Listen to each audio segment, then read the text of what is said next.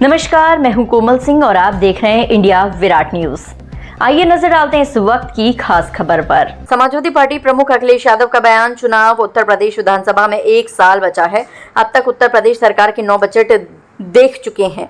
जब जीएसटी लागू हुआ था तो कहा गया था कि व्यापार बढ़ेगा। कानून के लागू होने से व्यापारी कारोबारी टैक्स का भुगतान कर सकेंगे। शायद ये पहला कानून है जिसमें इतने संशोधन किए गए हैं। सवाल यह है कि जब से जीएसटी लागू हुआ तब से लेकर अब तक सरकार ने किसे मुनाफा कमाने दिया? ये कौन लोग थे जो बेवजह मुनाफा कमा रहे थे? अमेरिका ने टैरिफ लगा दिए, इससे सारे निर्यात खत्म हो रहे हैं। इससे हमारी अर्थव्यवस्था को नुकसान होगा। मेक इन इंडिया बर्बाद हो रहा है। स्वदेशी का नारा सिर्फ जुबान में है, दिल में नहीं।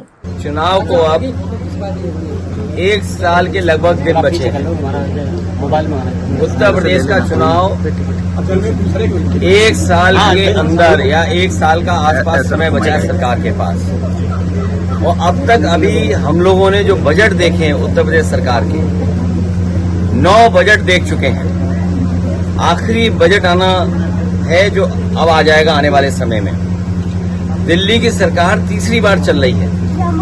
हाल ही में हमें और आपको देखने को मिला कि एक ऐसा कानून जीएसटी जब लागू किया गया था तो ये बात कही गई थी कि व्यापार बढ़ेगा। इस कानून के लागू होने से सरल व्यवस्था लागू होगी जिससे कि व्यापारी और कारोबारी अपना टैक्स दे पाएगा। शायद दुनिया में इकलौता जीएसटी कानून रहा होगा जिसमें इतने संशोधन हुए हैं। और इतने संशोधन होने के बाद भी आज फिर सरकार को संशोधन करना पड़ा और ये स्वीकार करना पड़ा कि हमें गरीबों को राहत पहुंचाने के लिए कानून में बदलाव लाना पड़ेगा। उसका जो स्लैब है वो बदलना पड़ेगा कृषि क्षेत्र में या जरूरत के सामान को लेकर के। तो सवाल ये है कि जीएसटी लागू होने से लेकर के अब तक आखिरकार सरकार ने किसको मुनाफा कमाने दिया?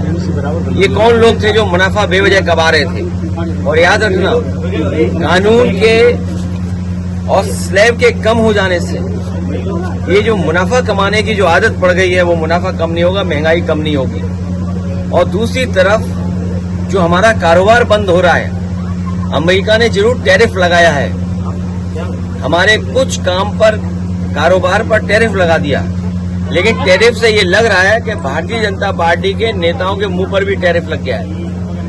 आप उनसे सवाल नहीं पूछ सकते टैरिफ को लेकर के।